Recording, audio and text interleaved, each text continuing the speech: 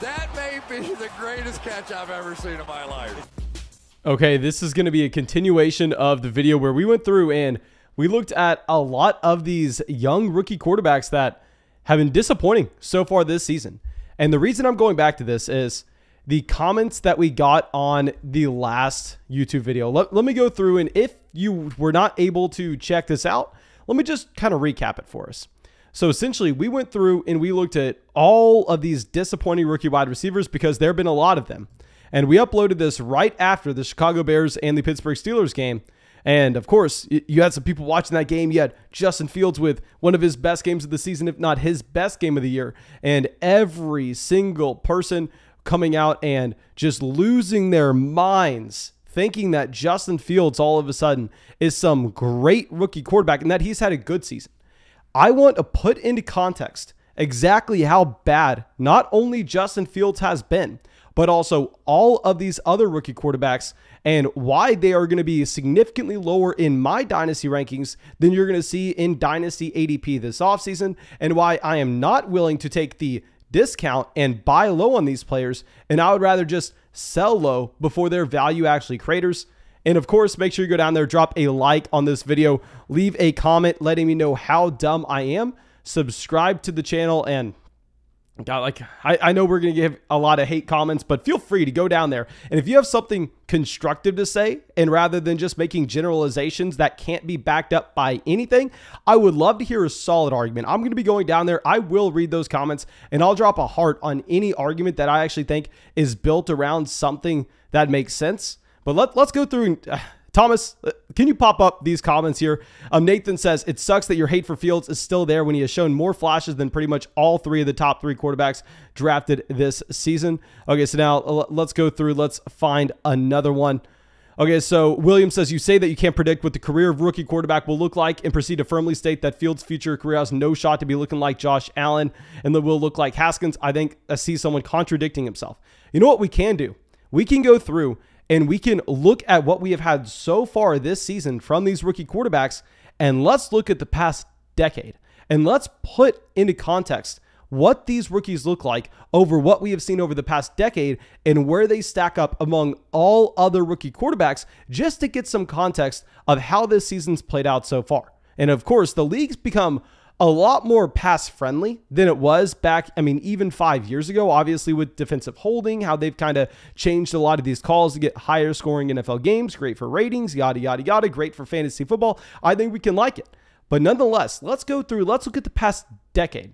And what I want to be doing is looking at the adjusted yards per pass attempt for these quarterbacks. And the reason that we're using adjusted yards per pass attempt is I think it's a great way to evaluate these QBs.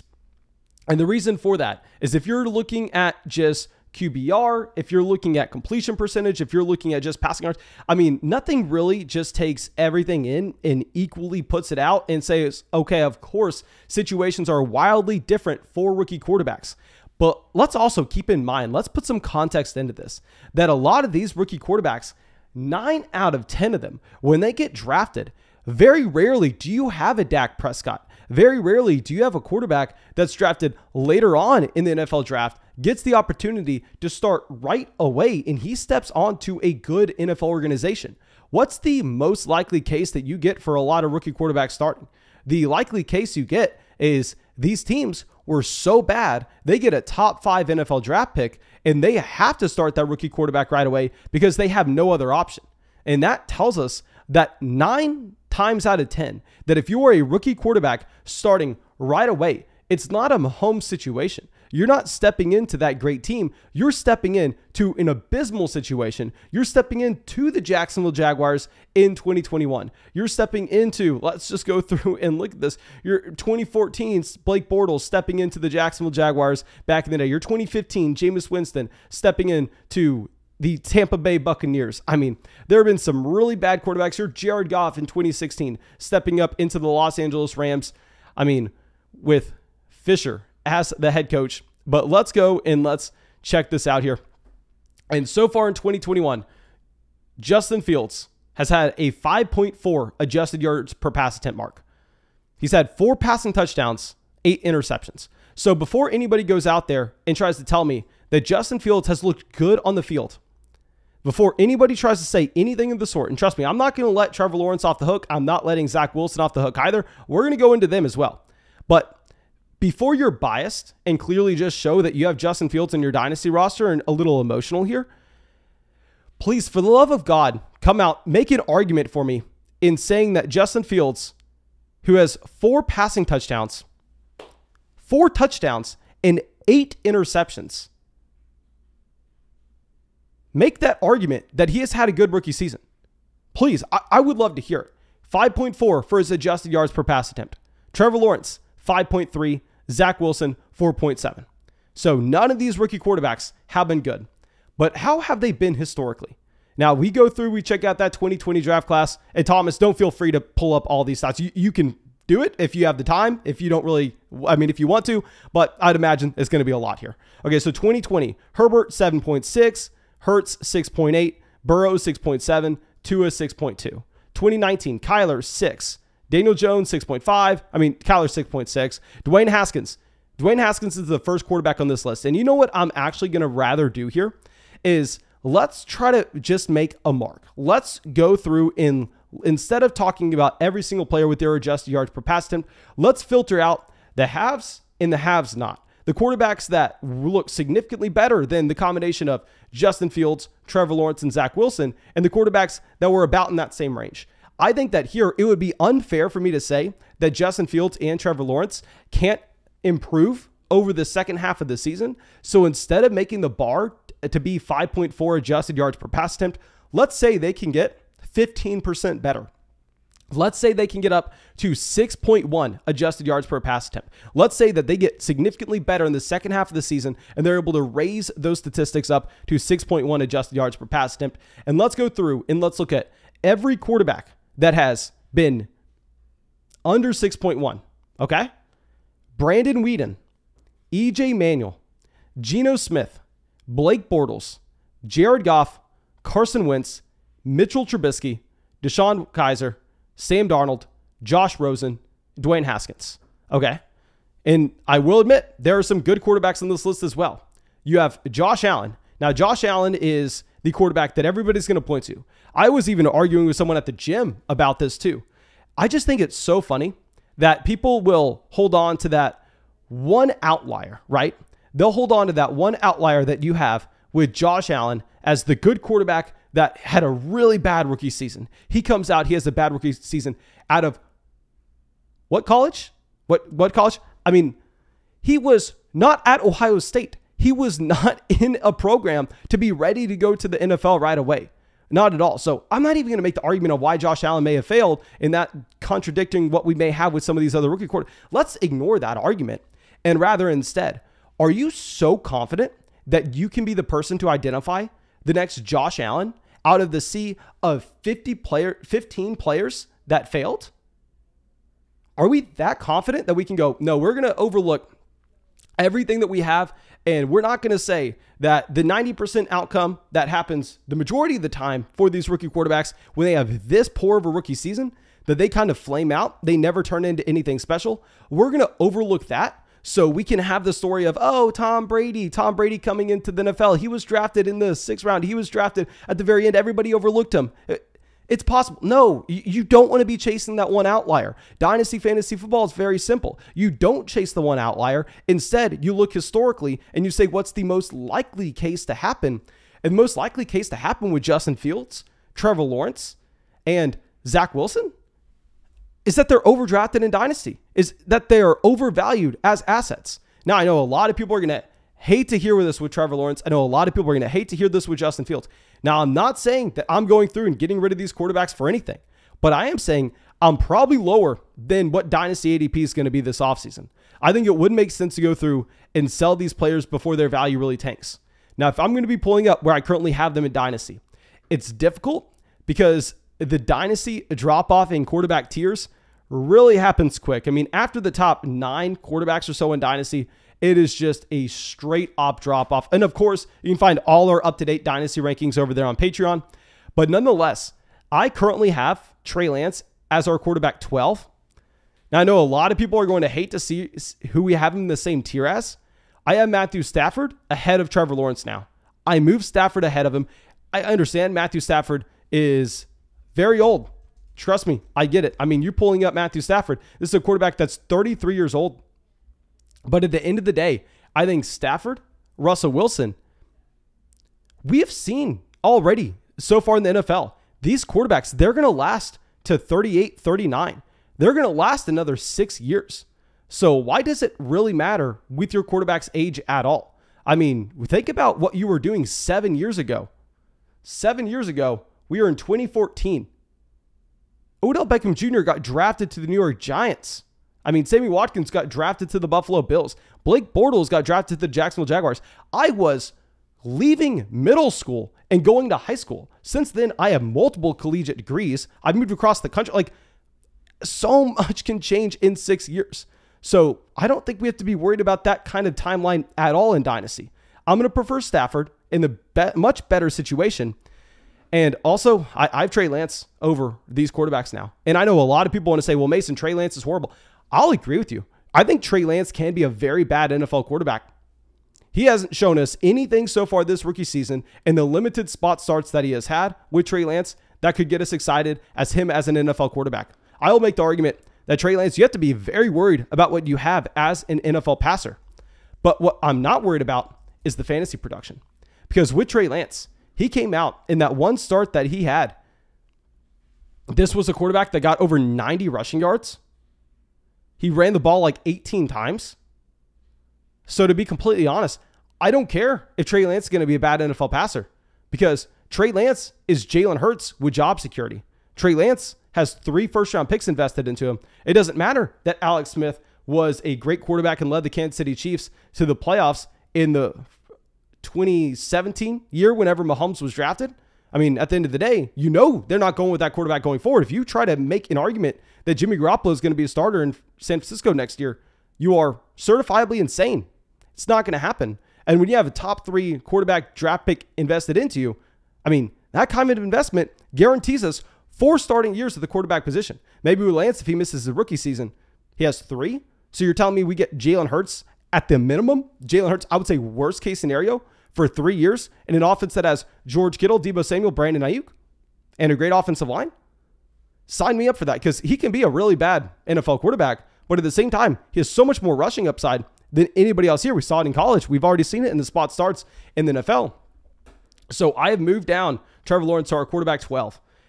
I moved Mac Jones above both Zach Wilson and Justin Fields. Now, I do have Justin Fields ahead of Zach Wilson. Confidently, Justin Fields is a tier ahead of Zach Wilson.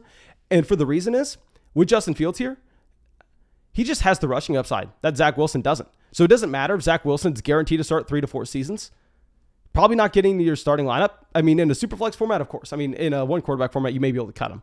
But in a super flex format, you have to be excited about Zach Wilson just for his job security. I'll still prefer Justin Fields, because Justin Fields has shown us he can average 30, 40 rushing yards a game, which, I mean, simply Zach Wilson can't get to. And Zach Wilson, obviously, just a horrendous quarterback at this point. So I would prefer Justin Fields over Wilson quite confidently. We have Justin Fields as our quarterback 17 in Dynasty. But the issue is, I mean, so many other people are going to say they would rather have Justin Fields over Stafford. And there's just nothing to point us towards that. And another thing that I want to talk about is, how are the situations getting drastically better in New York, in Jacksonville, and in Chicago?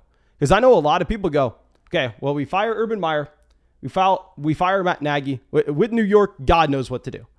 And that's not going to just fix everything right away. I mean, especially this Chicago situation. I think Chicago is in a very bad spot. I mean, let's pull up the Chicago Bears right now and look at their roster. This is a team that also, I should have done this before we get into this, but if you pull up their 2022, mock draft right now, this is a team that does not have a first round pick. They have a second, a third, a fifth, and a sixth. So where are they making that investment into this organization? They really are going to be capped on the assets that they can bring in. They are also going to be missing out on Allen Robinson. Allen Robinson leaving Chicago, even though Robinson hasn't really provided us anything in fantasy so far this season, Allen Robinson leaving Chicago is not going to help anything at all. I mean, if you're looking at the wide receiver depth chart here, we have Darnell Mooney, then who else? Can they go sign Will Fuller? Who are they going to bring in? Are they going to sign Juju Smith-Schuster? Now, y'all know. Maybe I'd like that. Nonetheless, I mean, here with Chicago, it's going to be a situation. You can't fix this right away. They don't have that first round pick this year. They will have a new head coach coming in. How many times in the NFL have we seen a new head coach coming in and that team getting better or worse? I mean, what's the likely scenario there? Maybe you make the argument with that Nagy just removing him from the situation entirely has to make the situation better. Sure. Has Chicago shown us that they can bring in a young offensive-minded head coach? Have they shown us that they can find Sean McVay? No, not very many teams can at all. That's why these bad organizations stay bad. That's why it's so hard to turn a team around in the NFL. Same thing with Jacksonville. You just move on from Urban Meyer. Great. Of course that's going to make the situation better. But from there, what's the next step?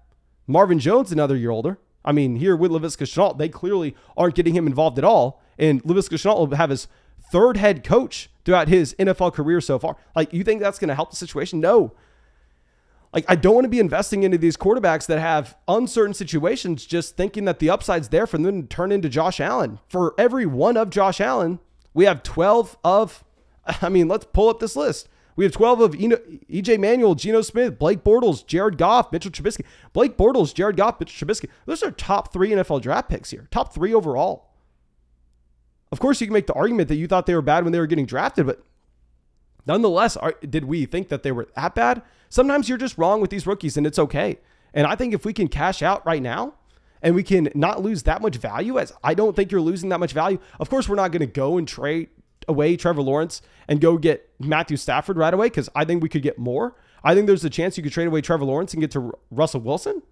Go get Russell Wilson ASAP. I mean, that's another scenario. We talk about these quarterbacks, lasting till they're 37, 38 years old. Tom Brady's lasting 5-6 years beyond that. Not expecting every quarterback to be Tom Brady, but you can at least expect them to last till 37. Give me Stafford. Give me Wilson. Give me Burrow. You're not going to get to Dak, Herbert, or Lamar. But I think if we can sell one of those rookie quarterbacks, get up to that tier. Looking at someone like Justin Fields, if we can go add on a future draft pick and trade away Justin Fields to go over and instead bring in like Joe Burrow, bring in someone that's succeeded at the NFL level, that looks like his situation is trending in the right direction rather than the wrong direction. That's something I would want to do. Mac Jones, if you can trade away Justin Fields right now for Mac Jones, go do that ASAP. Like, people are irrational here. Like, I know you can make the argument that maybe they have shown flashes. Everybody shows flashes every once in a while. Everybody will have a good play. It's the consistency at the quarterback position that we're needing. And I think rather than trying to pin down Josh Allen as that one quarterback that these players can turn into, I'd rather look at the long list of examples that we have with Sam Darnold, Josh Allen, Jared Goff, Mitchell Trubisky, Blake Bortles, Geno Smith, Benjamin, Brandon Weeden.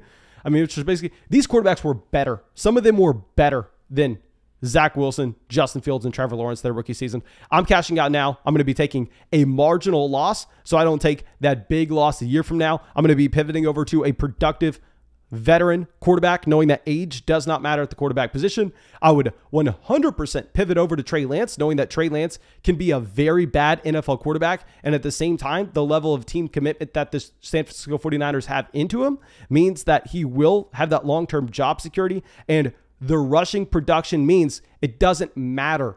It simply doesn't matter if he's going to be doubling the rushing yards of Justin Fields on a week-to-week basis. If he's going to be 5xing the rushing yards we get from Trevor Lawrence on a week-to-week basis, it simply doesn't matter if Trey Lance is a bad NFL quarterback. He's going to be a great fantasy one. So yeah, I think that there are a couple pivots that we can make. I'm really making this video trying to convince someone, just trying to put into context how bad they have been so far their rookie seasons. And clearly, by reading the comment section on our last video where we talked poorly on some of these rookie quarterbacks, a lot of people don't want to go out there and sell. So it tells me a lot of people are going to be willing to buy low on these options, where I think maybe we just see how bad they've been so far this season. Cut bait, take a 10% loss so we can avoid a 50% loss next season. But of course, thank you for supporting the channel. Thank you if you made it this far. I know probably most people raged quit and ended this video 3 minutes into it whenever I said anything bad about someone that they liked. But nonetheless, I'm going to continue to try my best to make sure that we have the best Dynasty rosters going forward. Please make sure you drop that like, subscribe to the channel, leave a comment. You can find all our Dynasty rankings over there on Patreon. That's all I got for you. Thank you so much, and I hope you have a great day.